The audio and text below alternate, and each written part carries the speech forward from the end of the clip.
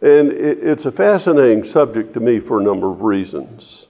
Now, one of those is that in ministry, sometimes we find great leaders and sometimes we find poor leaders. And my experience when I went to theological school in preparation to become a pastor was that I assumed I would be prepared and know everything to do in the pastorate and be highly successful. And I discovered that I received a lot of information that was very helpful. But in terms of knowing how to lead an organization, I learned very little to minimal when I was in a theological school. And I discovered, to my sorrow, that a number of the friends I made during those years in theological school did very poorly after they graduated, and they were unable to make it successfully as pastors. They had the desire, they had a theological training, but they didn't really understand how to function as leaders in ministry, in the pastoral role they had. And I always thought that it was a shame, and that was a terrible failing of a school not to consider that. Otherwise, you're giving 3 years of preparation, and you waste a lot of the money and time when a person can't function effectively. Recently, I was involved in some other research that had to do with a major issue and the role of pastors in addressing that. And as we looked at the combined results of all the research, one of the things we discovered is that 80% of the people who were pastors were not leaders. They saw themselves as teachers. They saw themselves as counselors.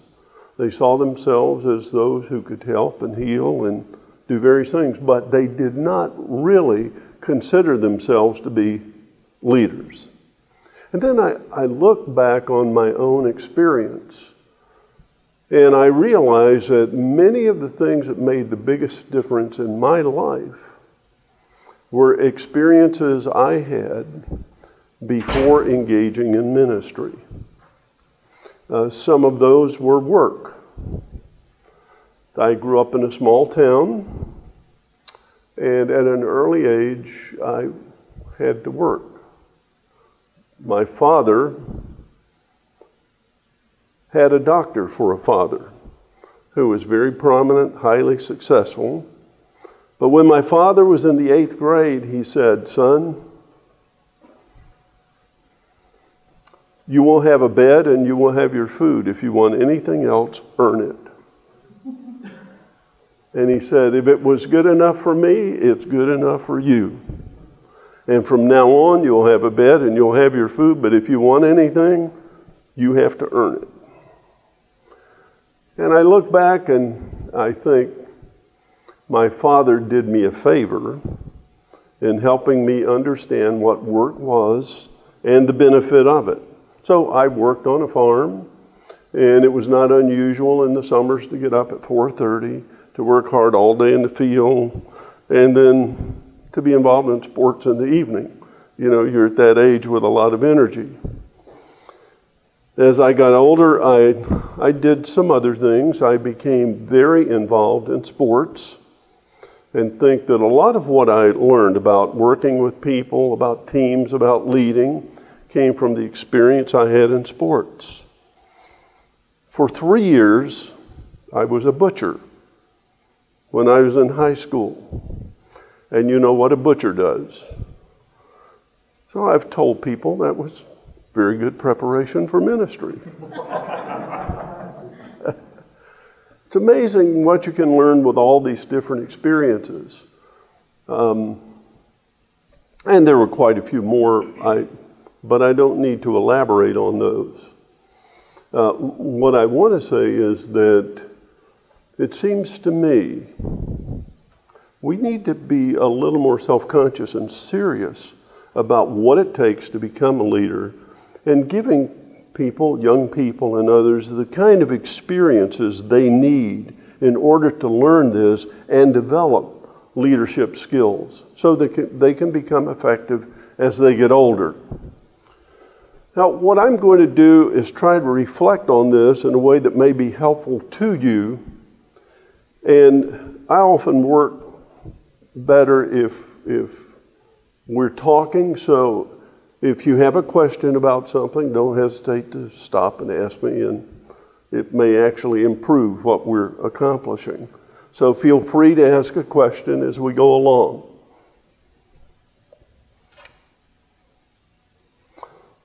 I think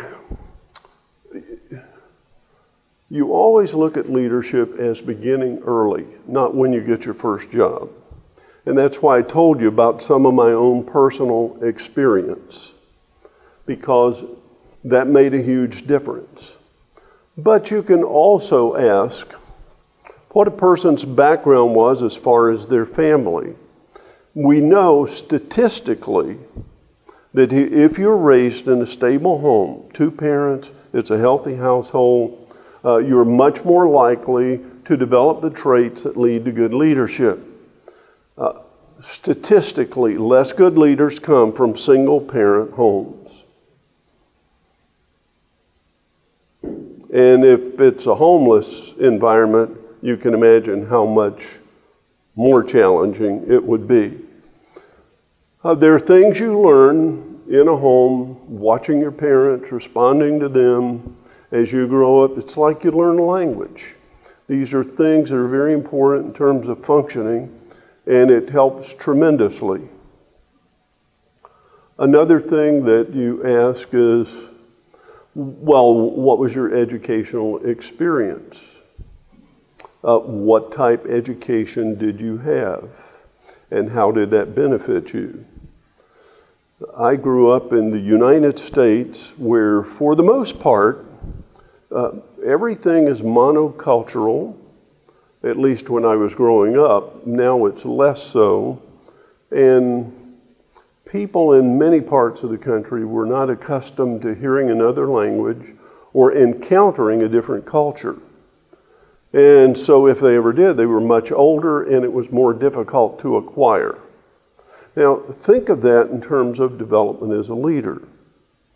So if you don't have any of these experiences when you're young, the older you get, the harder it is to be flexible and acquire the skills and understanding that you need in order to function well. You don't have to go to a wonderful school. As a matter of fact, only about 1/3 of the top leaders go to top schools.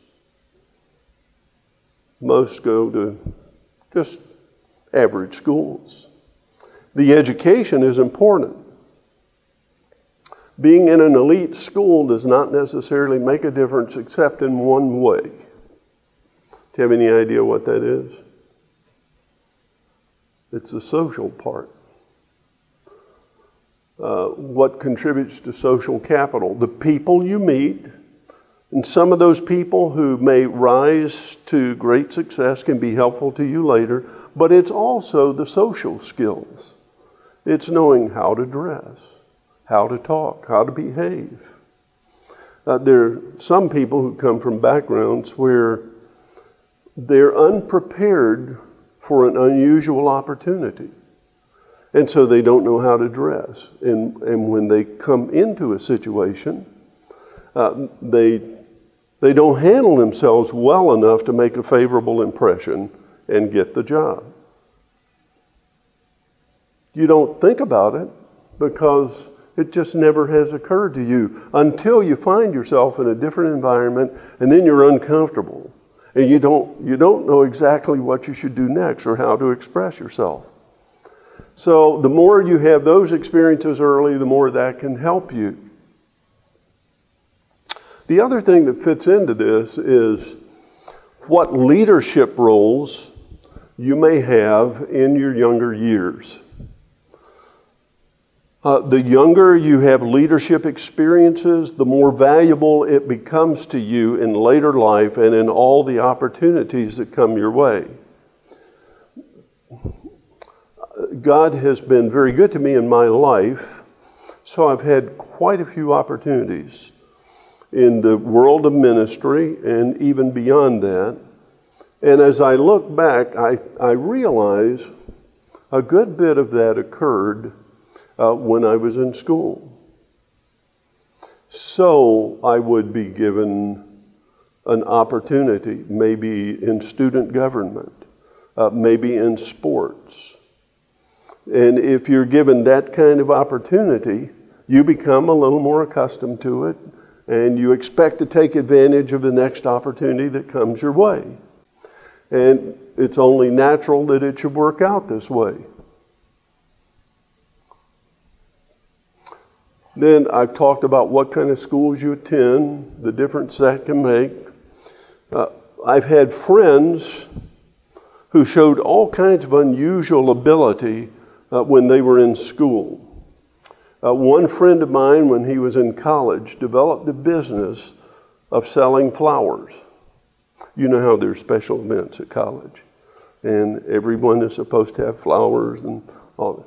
So on those occasions, he became very prepared. He started out small, but when he finished, he would have 8 telephones in his room. He would handle thousands of flowers. He made so much money doing that, he could pay for all his education and have thousands of dollars left over. Now, that's entrepreneurial leadership. There are very few people who did that sort of thing, but there were those who saw other opportunities and took advantage of it. When I was in college, there was a period of time when my wife and I were married before I graduated. And it was a little difficult to have the money we needed. So I could take a job and work and make so much money an hour. One of the things I discovered is that if I could get a little better job, I made more money per hour. So I became the assistant resident manager for 200 apartments. But then I discovered there were other things. People needed to eat. And one of the things that's good for everybody is eggs. And I happened to know where there were chicken farms, poultry farms. And so I arranged to go and visit the farms, and I talked to the men who own the chicken farms, and I said, could I buy the cracked eggs you have in large quantity? And so they would sell them to me for a given price. Well, I would buy these huge crates of eggs and have to make a couple of trips, but I buy 12 to 14 crates of eggs. And then I would go around to all the student apartments and everywhere else and sell those eggs. I can make 3 times as much money an hour selling eggs as I could any other job by the hour. And so I found, oh man, this is a great opportunity. Well, I look back and I realize there are all these different experiences you have. And you may think, well, I'm just trying to find a way to live and eke out an existence. But you're really learning skills that will make a difference. And they're going to determine the kind of person you are. How much you think and analyze situations, how creative you can be, how entrepreneurial you might be. And all of these things will enable you to do better or less well in given work situations. Another thing that you ask yourself is, now, what about my faith? Because there's no way to be involved in ministry without a strong faith. Very strong faith that doesn't waver, and a faith that's well grounded. You want that. One of the questions you can ask yourself is, when did you become a Christian? And was your family Christian? Lots of people who end up in leadership come from Christian homes where they were nurtured, they were educated, they learned what it was like to be involved in a Christian world, in church and all kinds of endeavors that were for Christians and so on. I came from a very different background. My family was very non-Christian. Before I ever went to the first grade, I knew how to play every kind of poker there was. I knew how to mix any kind of alcoholic drink there was. When I was just learning to talk, my grandfather taught me how to use profane language. We say cuss, you know. So he would tell me a word and he would have me stomp my foot and say it. And if I did that very well, I got $1. If I didn't do it well, I caught grief. Now, I was getting an education. Quite an education. But it was not an education that fit for Christian ministry like I'm doing today, although, see, I can say this. Because I grew up in a very non-Christian environment, and I experienced all those things, and then because I went to education in very non-Christian environments, I now understand that world better than many Christians. I can be very comfortable around people like that and know how to talk to them and work with them. So you say, it's not all bad, it's how you use it.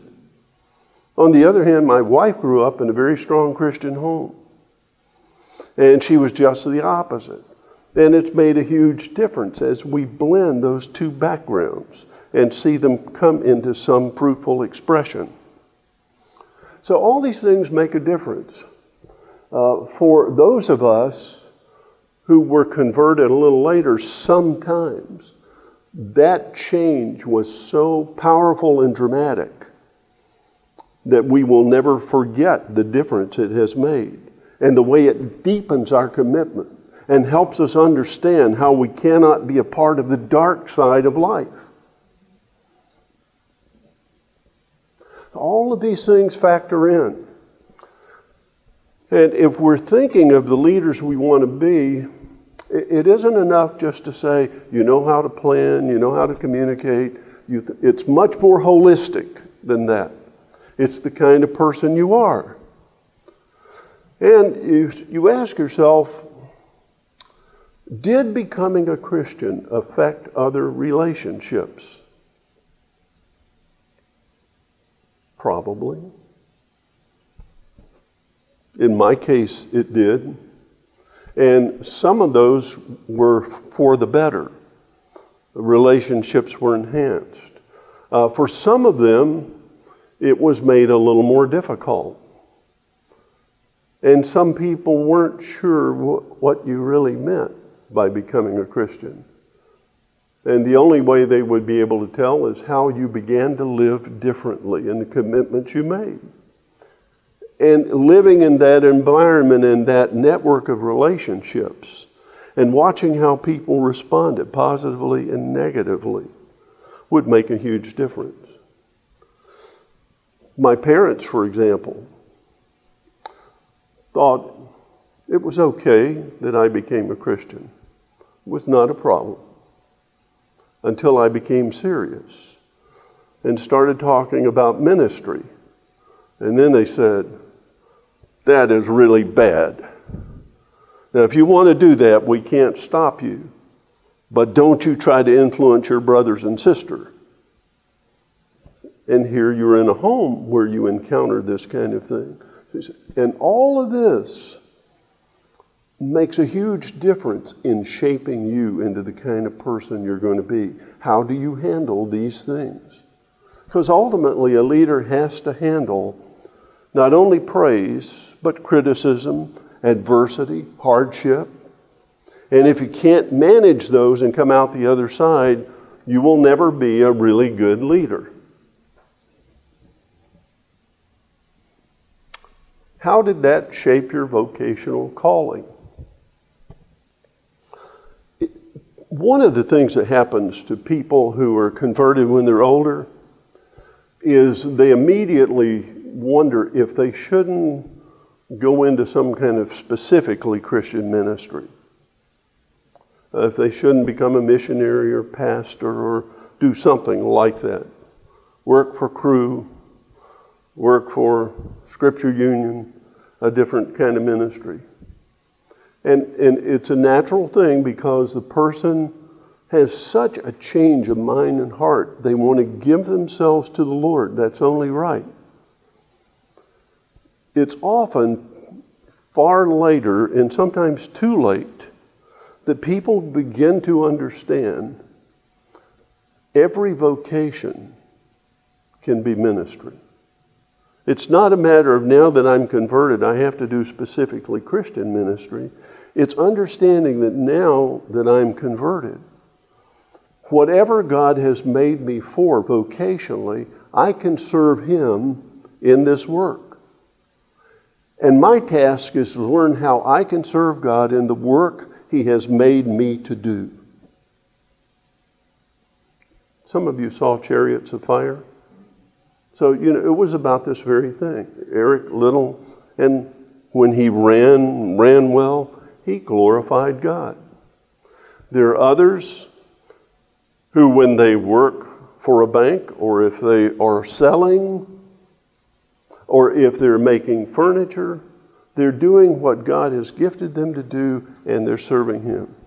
Martin Luther said, sometimes the person who makes shoes is serving God more effectively than the pastor of the church.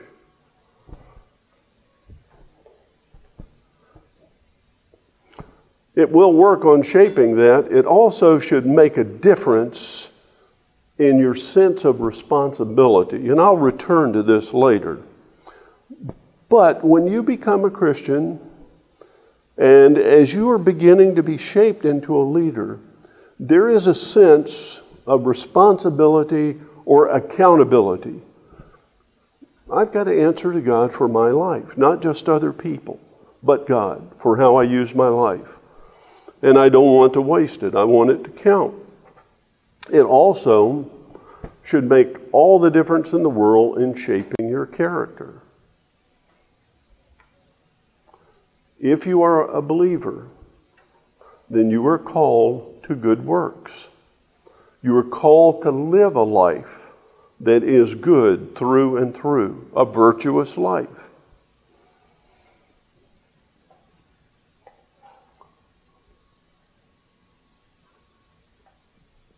As you think about character, I think it's fair to say that it really is a statement of who you are. What kind of person are you? And if it's a statement of who you are, what kind of person you are, it becomes the basis of trust. And if I had to say there's any one thing that's most important in being a leader, it's this. People have to trust you. If they can't trust you, they will never follow you.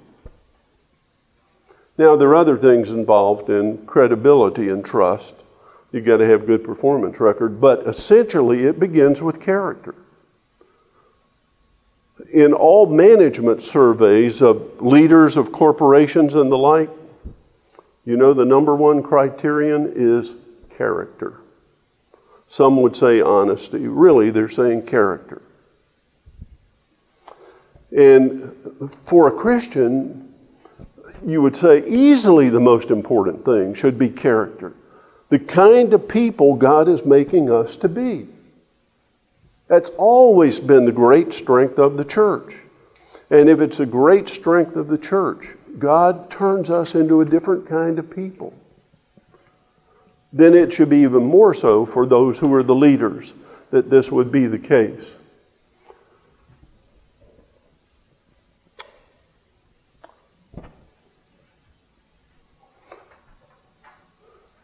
You would ask yourself then questions that answer where you are in terms of character, honesty, integrity, and the like. So you say, how does your own life compare to God's expectation of you? Where do you find yourself deficient? Where do you find yourself conforming more to the kind of good life that God calls you to live? A life that fits His commandments, a life that fits the moral standards of the Scriptures. Along with this, you might think of this item at the bottom, and that is, do you keep your promises? Because that's a good sign of character. You say you're going to do something. Do you do it? There was a person I really respected. And a number of times he disappointed me in saying he was going to do something, and it was important, and then he didn't do it. I later learned when he said, I'm going to do something, he was thinking about doing something. He didn't really mean he was going to do something. But until I learned to interpret his statements, I had a big problem. So you have to think about that. If you say you're going to do something, you set out to do it, do you keep your promise?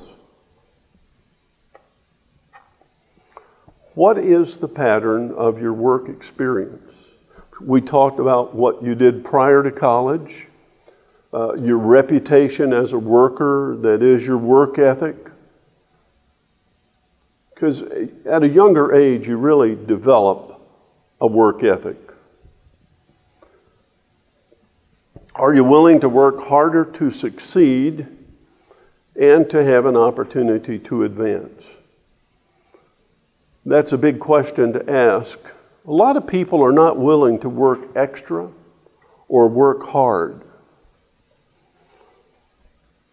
Some years ago, there was a joke about a person who went to interview for a job, and he asked the person who was interviewing, he said, do the raises come automatically, or do I have to work for them? Which is not the best question to ask, you know? So, typically, you have to be willing to do whatever needs to be done. You have to demonstrate character. You have to demonstrate that you're willing to work as hard or harder than anyone, sacrifice as much as anyone in order to make things work for you to have the opportunity to be a leader. People expect that. If you're not willing to set the example in that, how can you expect others to follow you? You have to be prepared to do that. All really good leaders end up paying a price. And we'll come back to this later. But I'll give you one example in terms of my own life and work. I was head of theological school that was growing and doing very well. But it became apparent in order to capitalize on opportunities, it was going to demand a lot of work. My last 12 years, I was gone 3 weeks every month plus weekends. Now my children were grown, they weren't at home. But I was gone 3 weeks every month, home only 1 week a month, and in the office that week. 12 to 16-hour days typically. Not many people are willing to do that. Not for an extended period of time. Now, eventually, I was tired. You know, it happens, you get tired. And so I got to a point where I just could not do it anymore. But if we were going to build the school and take advantage of the opportunities, someone had to pay the price. And I had to be the person. There was no one else who could do all of that. Now, I loved it. It was great. I was never complaining. But I tell you, there is always a price to be paid, and you've got to know if you're willing to do it. Working those long hours, making the sacrifices as needed. And part of what enables you to do that is you love what you do. I mean, what's more wonderful than serving the Lord? And if you love the ministry to which God has called you, and you see it as an opportunity to serve people, change lives, see all kinds of good things happen, doesn't that motivate you tremendously? And those who aren't willing to work hard because they love the ministry so much will never reap the reward that's possible.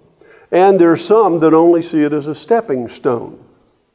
So they do this in order to get to the next thing, which is the worst possible decision you can make.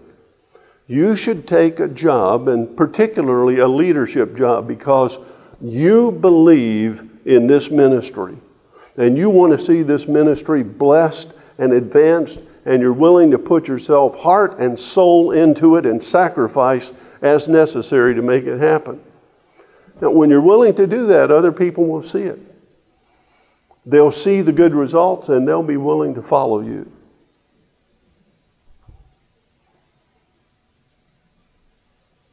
I think with it, you learn to love the people that you work with. Some of them may make it a bit of a challenge to love them, but that can happen. But the more closely you work with them, the more you see their strengths and their commitments, and the more you help them develop, the more attached you become to them, like family. When I worked at this theological school, I got to know every single person who taught. That was about 55 full-time faculty, all their families. I got to know almost everyone on the staff on 10 different campuses, as well as all the students, lots of them, not everybody. And getting to know those people, getting to know about them personally, created a relationship that made all the difference in the world. Those friendships continued. A few of them have died. Some of them are near the time when they're going to go to be with the Lord. But the relationships remain. And they are powerful. When you start, you don't see that. You see the work, you see the goal, but later you learn to value the relationships and the significance of those and the strength they bring to what you're doing. Now, if you really care about the people you work with, then you're going to help them feel important and appreciated. And a good leader will do that. A good leader is not interested in being appreciated and praised. He's interested in having the people who work with him appreciated and praised. The more the attention is on them, the better the leadership. So how loyal are you to the organization and to your people, and how does it show? Along with your formal education, if you're involved in ministry, you have to ask yourself, what about your knowledge of the Bible and theology, Christian history, and things like that make a difference? Because you really need a good biblical and theological frame of reference in order to, when you don't have it, it's so easy to fall into some kind of error or another. And throughout the history of the church, it's always been important to have that core understanding of biblical truth and of the tradition of God's people. That won't change. I think beyond that, though, there's so much more that you need to learn. There was a time I didn't really appreciate that as much as I should have. I was always curious about learning. But if you're going to theological school or even graduate school and then into ministry, you are in a tunnel learning all these things that are required. Then I became a pastor. And so every Sunday there are 2 sermons, a Bible study in the week, other things that have to be done. And you are constantly doing that. And you don't have time for much else. Your focus is on all those things. Now, as you continue to do this, you learn and grow if you do it right. And so there is a cumulative benefit. And you get to a certain point where lots of these things start coming together and it gets easier. Or, as people say in sports, when you first start, the game is so fast, but when you get good, the game slows down and it's a lot easier. Then you get to a point in your ministry where much of the core information or knowledge is accumulated, assimilated, and you feel like you can function with this very comfortably. And typically, many people in ministry stop there, and they keep working within the same framework. They may read more books, but the books don't really change them very much. And what you might ask yourself is, how much are you learning about other areas? You may not see how it's pertinent, but the more you learn about other disciplines, all of these different things gradually will provide you a much bigger knowledge context or foundation. And eventually you'll have a bigger picture with coherence that will enable you to function far better. Now, I work for a man who's been very successful in business. He graduated from college. He borrowed $5,000 from his father. Smart. Then he went into business.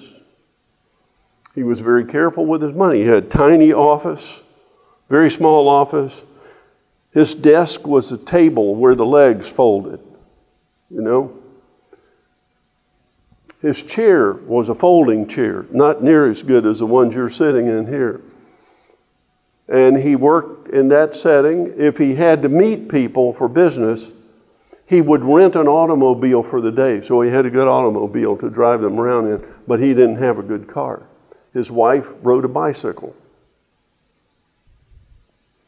He was very careful to focus his effort on learning the business, getting better at the business, and finding out how to build it. And so he did. He became one of the most successful businessmen in the state of Florida. In 2007, he sold 3 of his businesses. He had about 8. He sold 3 for nearly $17 billion. You say, that's not bad. And he still had other businesses. Now, how did he do that? He did that by constantly learning. Lots of people in business don't keep learning. They get one little facet of the business down and they keep doing that and they get good at that. And they're specialized in that. He kept learning more about everything and finding out how all the pieces fit and using that to be smarter than others. And today he is the same. He spends 4 or 5 hours a day reading.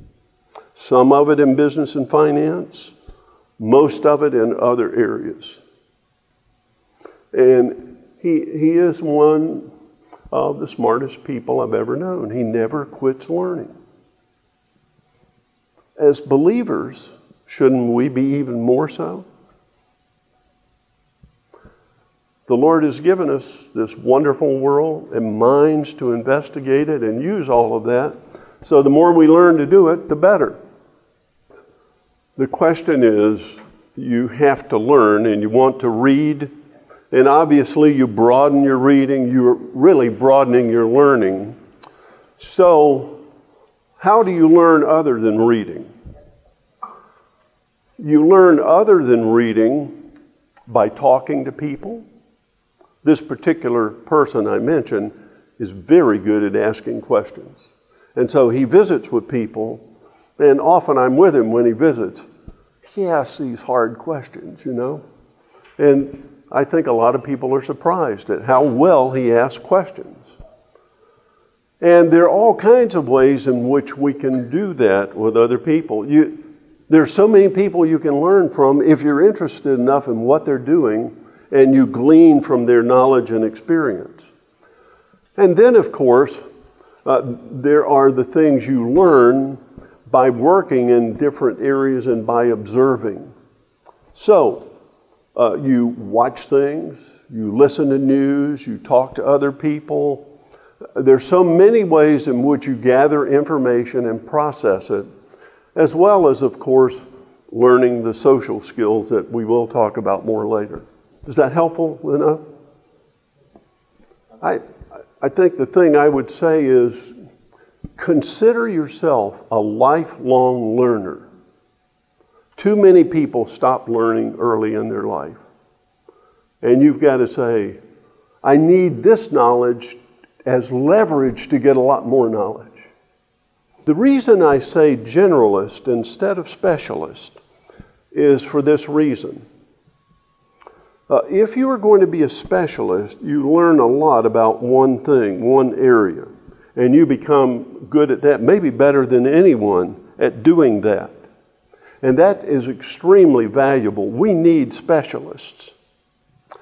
But if you're going to be a leader, that's different. The specialist becomes somewhat like a technocrat. The generalist becomes a person who is a leader. As someone says, does the leader need to know how many coals there are in the fireplace? And the answer is no. But he needs to know who knows how many coals are in the fireplace. And I'll give you an example about myself. I did all these different jobs. I went to work for a theological school as a member of a faculty. And I enjoyed what I did. But after 3 years of doing it, I decided this is not what I want to do. And so I spent a year investigating other ministry opportunities. And my wife was with me. And I put her through one of the most difficult years we ever had in our marriage, because I got to the end of that time and I had to sign a contract for another year, or else no job, you know. So I thought, okay, well, I'll sign a contract for another year. So I did. 3 weeks later, I was asked to become president of the institution.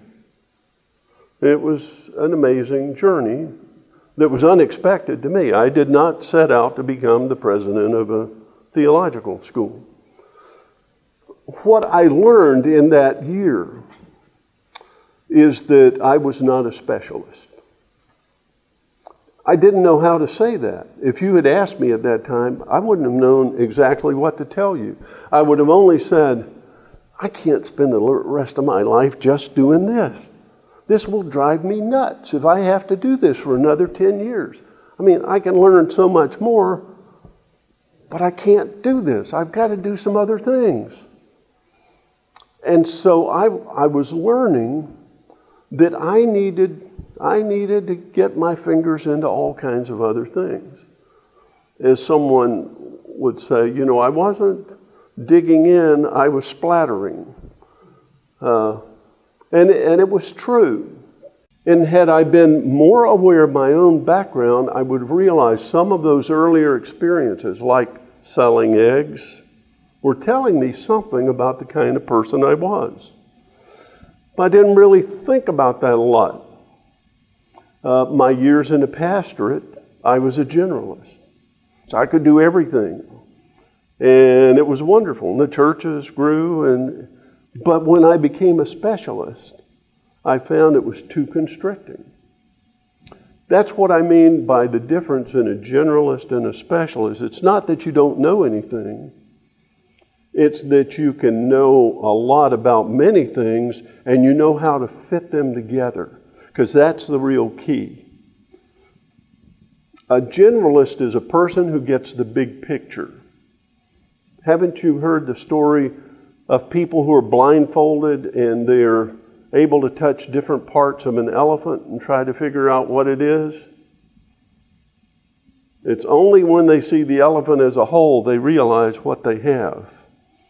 And in a sense, that's what you're doing. And you say, You know, the more I learn, the more information I have about all these things, the more I begin to see how a lot of this fits together. Now, I could tell you that's true about biblical and theological knowledge as well. Just a few years ago, I was talking to one of the 5 most highly recognized Old Testament scholars in the world. And I said to him his name, and I said, you know, I feel like I'm just learning to understand a lot of this material in the Bible. I thought I understood it before. Now I'm seeing things I've never seen. And he said, you know, there are times I feel that way too. I thought, yeah, I'll bet you do. But it was a reminder to me that no matter what you're doing, there's always so much more that can be learned.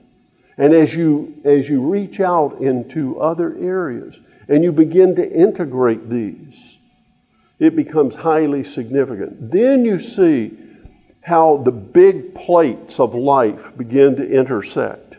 And it starts to make sense in a way it would never make sense otherwise. And that's what you want for yourself.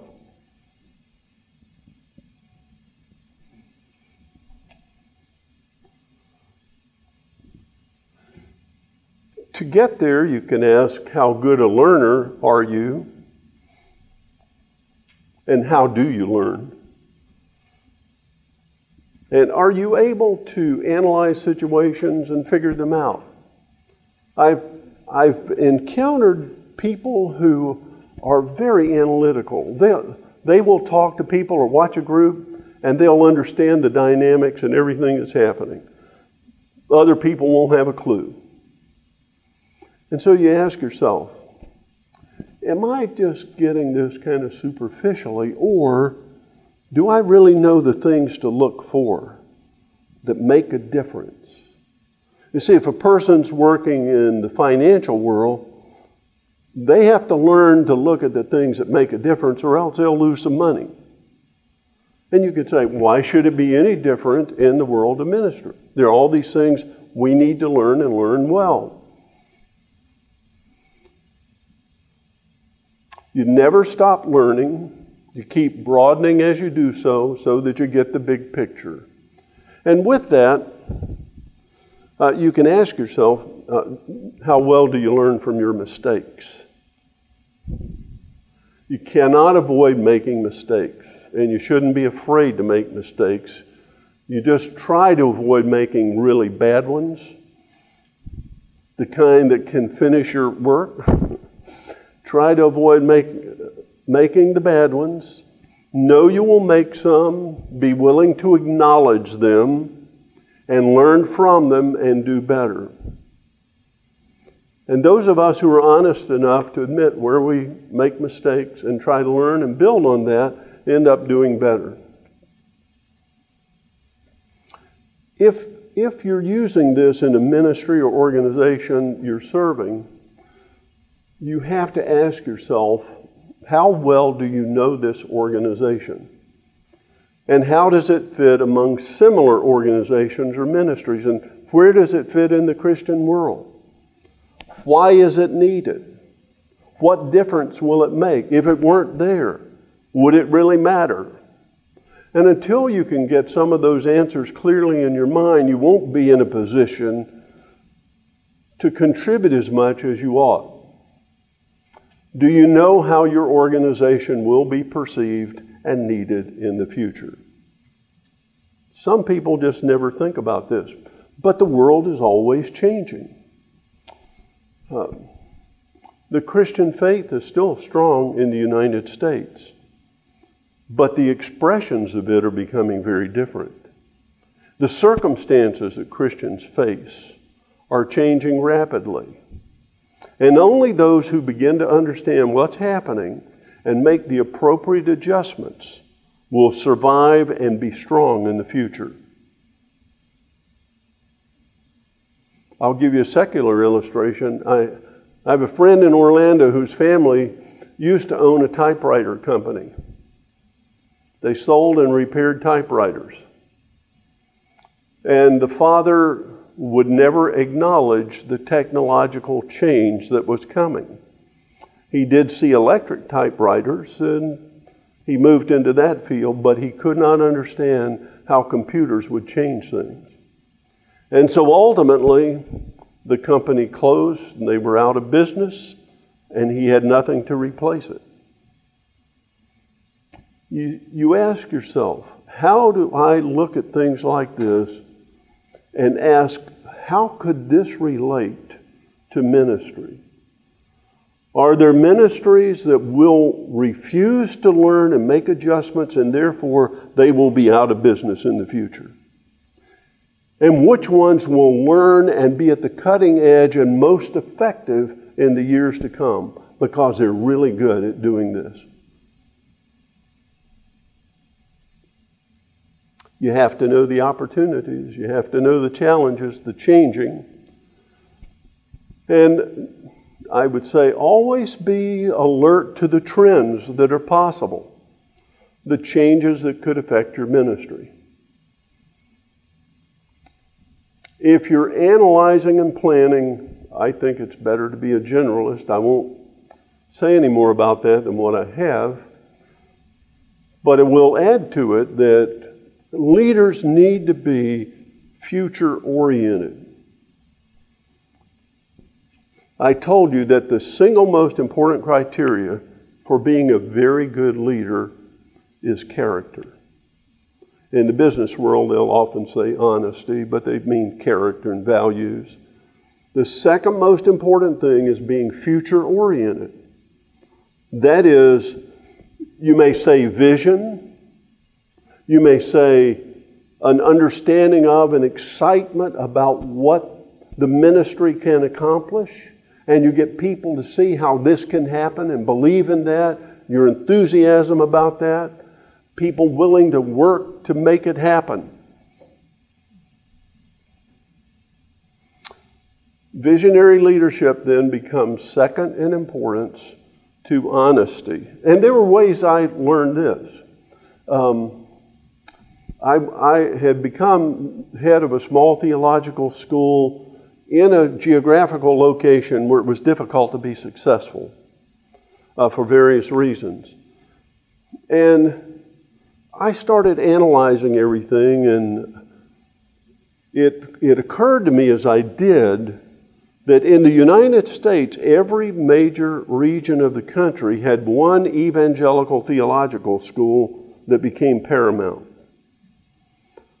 So I asked our staff, I said, do you think we could become the leading evangelical theological school in this part of the United States? Well, can you imagine how that energized them? Maybe you've heard of Jim Collins, his books, Built to Last, or some management books. In one of the books, he talks about leaders having BHAGs, B-H-A-G, big, hairy, audacious goals. Now, I didn't realize it at the time, but what I had just presented to our staff was the equivalent of a big, hairy, audacious goal. Could we become the dominant evangelical theological school in the southeastern United States? And you talk about people being energized to do something and make a real difference, something significant. Oh my goodness. But the question is, how are you going to do it?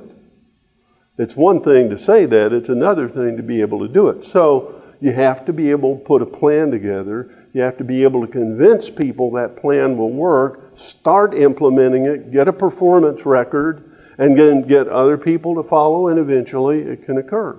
For us, in time, it did occur. And so we became one of the key theological schools in the U.S. But that was a big part of making it happen. Then we can talk about social skills. I mentioned social capital here. You know, there's intellectual capital, or what you know, the financial capital, or the money, and the social capital.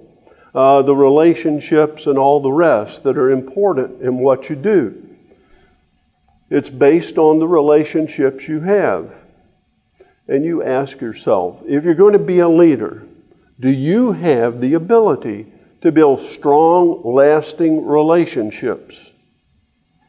Can you forge people together into bonds that are strong and tight and difficult to break? Have you ever done a ropes course? Then you know what I mean, where you learn to depend on the others. And if you don't depend on them, you're going to have big trouble. And here, it's something very similar. You cannot do it by yourself as a leader. You must have the support of others. And you must have the kind of support that is understanding, that is fully committed to what you're doing, and that will stick with it. That's difficult to achieve. There are some people who talk about this in terms of what's called EQ, or relational intelligence. There's an organization that just started in the UK that's built on relational intelligence. In order to have strong relational skills, in addition to caring for people, you have to learn to listen. Really listen to people and know what they think, what's important to them, and how you can help them. I'm convinced that anybody who works with you wants to make a difference. That's why they're in ministry. Why else would they do this? They trust the Lord and they want what they do to count. What you need to do is help them see how that can help happen. You support them, you praise them, you give their efforts significance. And sometimes they don't see the eternal significance of their efforts. Best leaders are often seen as honest, inspiring, but also competent, forward-looking. So, do you have the ability to build goodwill and trust? And if so, how do you do it? Do you have good oral and written communication skills? You've got to be able to explain things and do it in a persuasive way that makes people want to join in and be a part of it. That means you've got to be able to inspire and excite other people about the work you're doing, to cast a compelling vision. How can you not want to do this and be a part of it?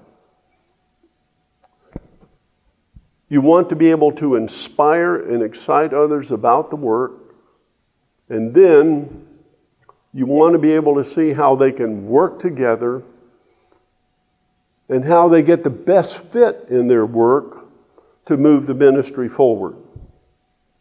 It's not enough for them to want to work and make a difference.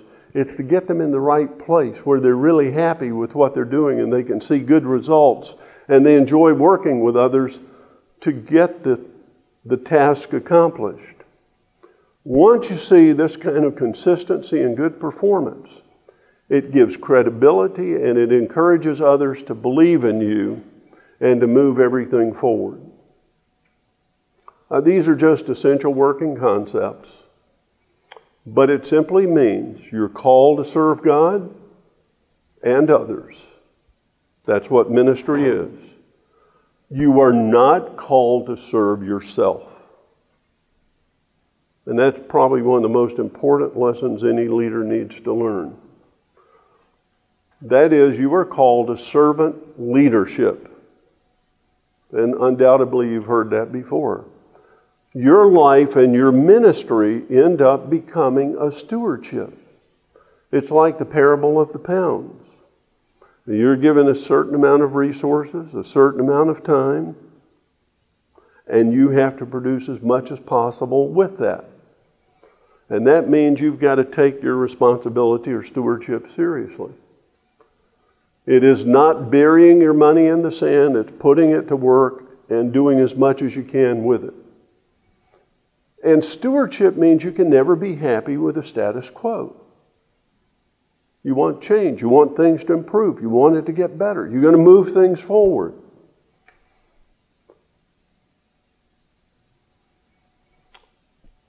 I've mentioned the necessity of learning from mistakes, and it will happen. The main thing is when it does, learn and don't give up easily. Progress is seldom easy.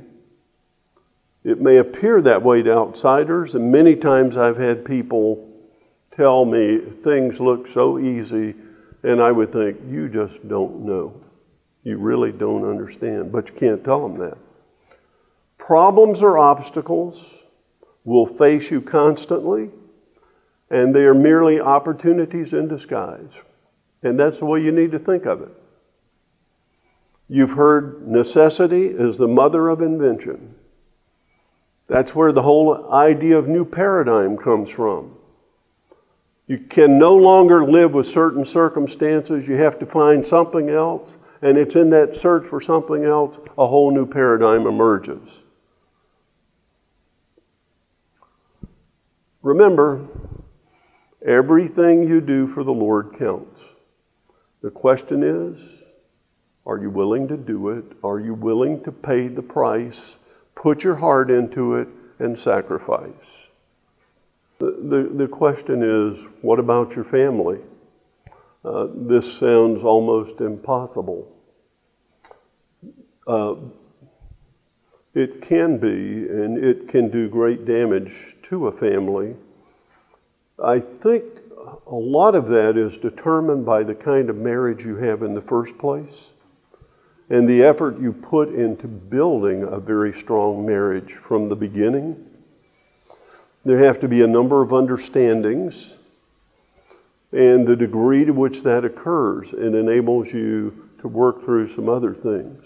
Now, when your family is young, there's certain things you have to do that are extremely important in the development of your children and for your family's welfare. And you have to find a way to take care of a lot of that. But typically, you're at an early stage in developing, and the demands aren't nearly as big as they're going to be later. What I always discovered was that if my wife knew how important she was and how much I loved her, and we talked about what I was doing and had some mutual understanding, it worked. If I just knew how much I was doing for her and for the family, and we didn't talk about some of these things, all of a sudden she was wondering, what are you doing, And then you have to come to some understanding. That's simply to say, if you don't communicate and have a shared vision in your marriage, you're laying the groundwork for real trouble. And there are lots of people in ministry who don't take the time to build solidarity in their marriage and in their family so that they talk about what they're doing, how they're going to do it, what's going to be required to make it happen, and so on. And you sacrifice time, you sacrifice money. There were things I had to give up that I would have liked to do, but I could no longer do. And it was okay. My wife made sacrifices. But we all knew what we were trying to accomplish, and we could see how God was using that, and it made it worth it. But there has to be that common understanding and shared commitment in the marriage. If you don't have that early on, and if you don't keep nurturing that. My wife is at this conference. Does that tell you something? And she loves it.